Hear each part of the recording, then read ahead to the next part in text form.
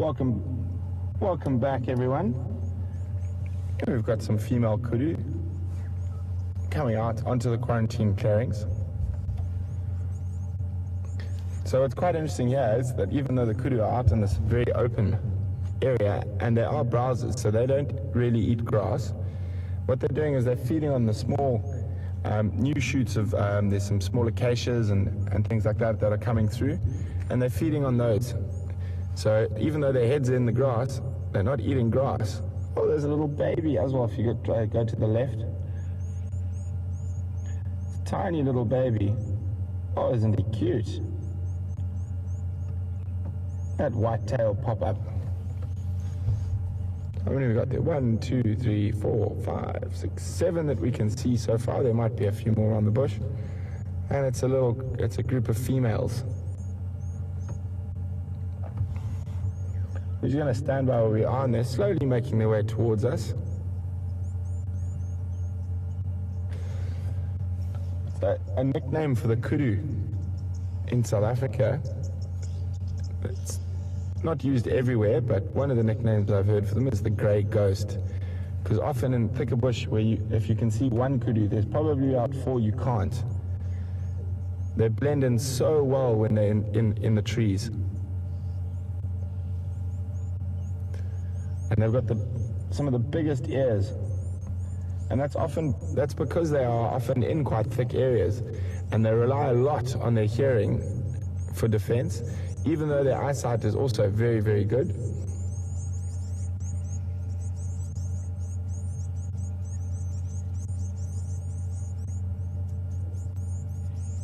Notice how their ears are constantly moving. They're like sort of big radar dishes.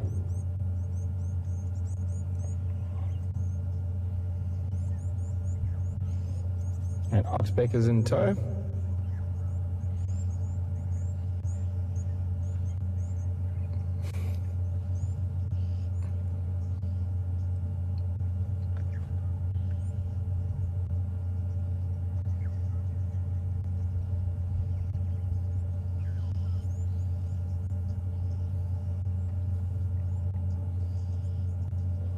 So we've driven past a few herds of impala, and they're all making their way into the shade. It'll be quite interesting to see if the kudus do the same.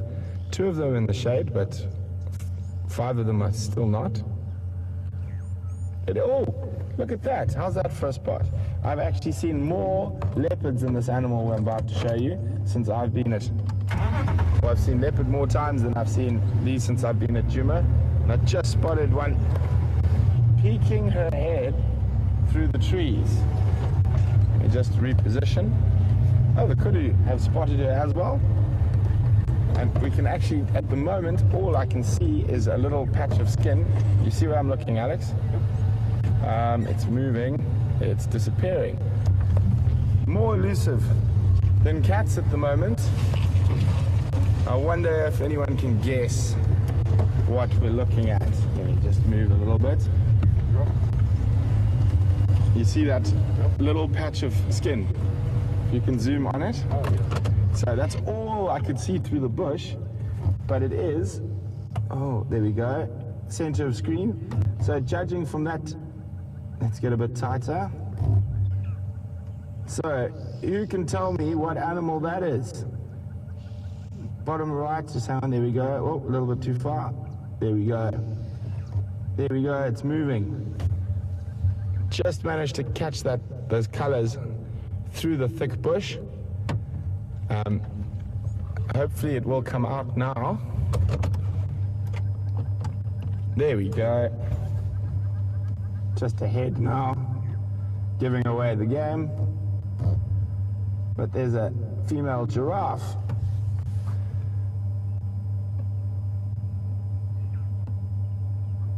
We'll look at that. We'll go try to get a bit closer to the giraffe shortly.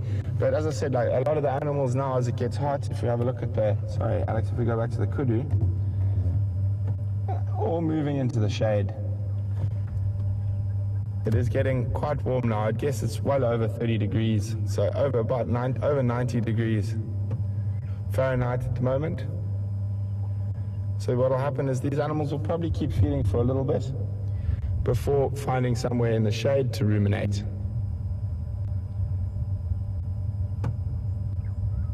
Let's try see if we can get a better view of that giraffe. Well, if we didn't stop to look at the kudus, we wouldn't have spotted that little patch of color through the trees.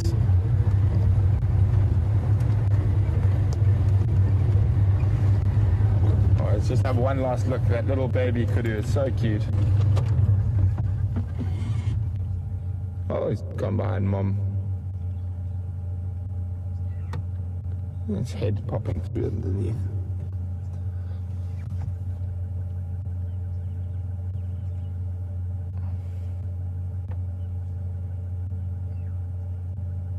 Suckling.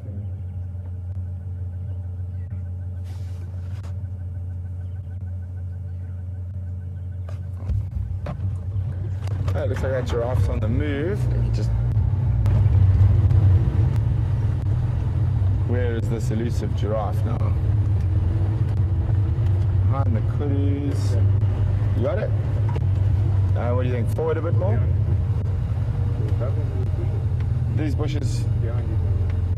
Maybe if we go forward a little bit, might. There we go. So all I can see is one, which is quite unusual. Female by herself, but there could be another one hiding. And just wait for Alice to get in. She's feeding off a flaky thorn. So feeding off acacia, which is one of their preferred foods.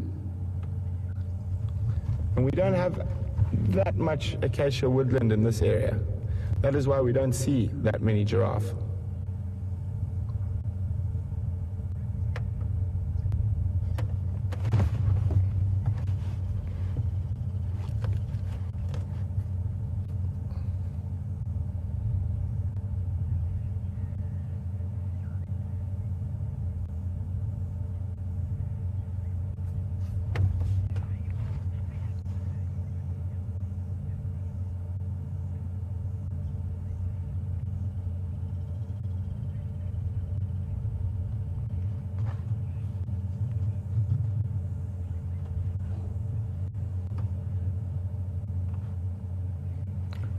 Good morning, Bulla. Bulla has got a question. Would like to know why we call a kudu a bull and a nyala a ram. As far as I know, it's to do with size, and it's quite interesting. There's a cut-off species, which is quite strange because it's a mix of the two. So normally anything small would be a ram and a ewe, like sheep. So an impala ram and a ewe, a bushbuck ram and ewe. And then as you get to sort of the more medium antelope, what is that giraffe spotted?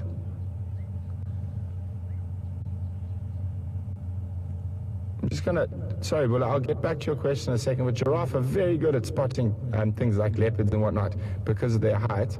Just checking what she's looking at. She might have just seen a duiker or an impala or something, but just watch her behavior for a little bit.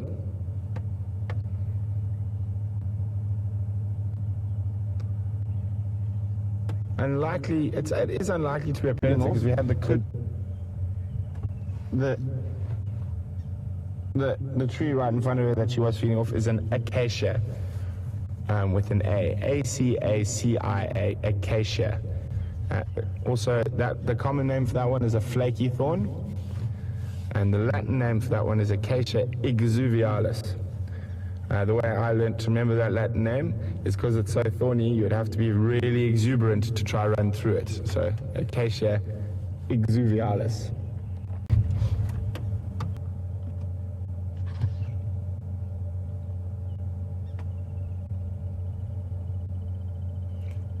Jeez. Completely ignores those large, sharp thorns. I think the best description I've heard of a giraffe's mouth is like an old leather boot, which is probably what it feels like. well, it is what it feels like. It feels like a really old leather boot. And Bulla has got it correct. The old Victorian collective noun for giraffe is a journey, although there is some record of a tower being used as well. So either a journey of giraffe or a tower of giraffe. Teresa also got it correct.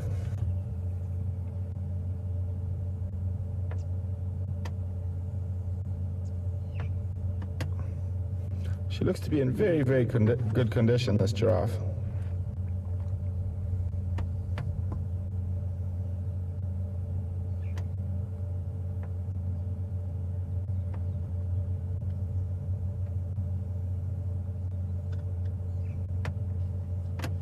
An incredibly long tongue that they wrap around those branches. But you must remember, acacia leaves are actually very small. They're compound leaves. So there's lots of them, but they're very, very small and opposite each other on the stem. So to get enough sort of sustenance on it, she wraps her tongue around the branch and literally pulls all the little leaves.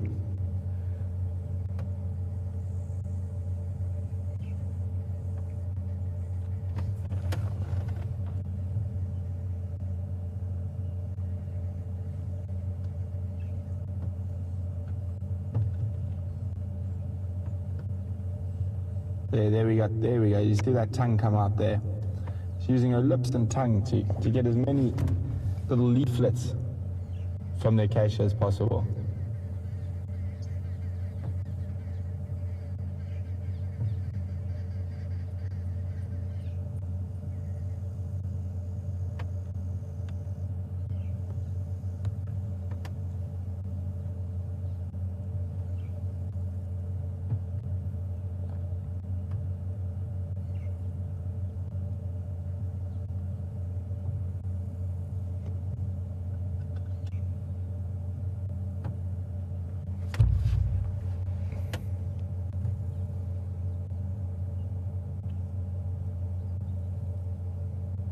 Yeah, about 4 or 5 oxpeckers on it as well.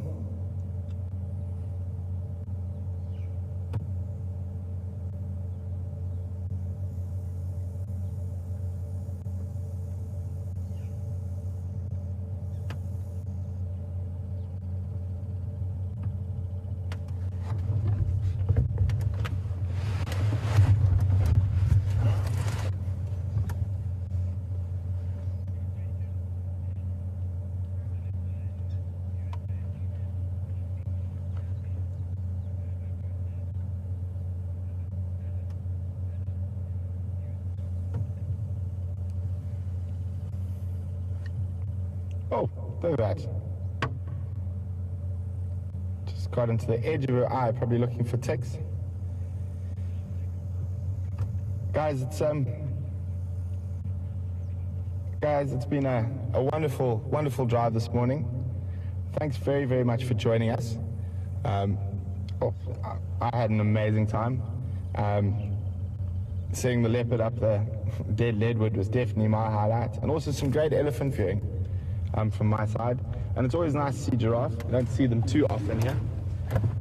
But wherever you are in the world, I hope you have a wonderful rest of your day or morning or evening, and we hope to see you again this afternoon. And also, goodbye from Scott and Brian as well. They've already headed home. They were quite far from here. So have a wonderful evening, and we'll see you tomorrow. I'll see you this afternoon, sorry.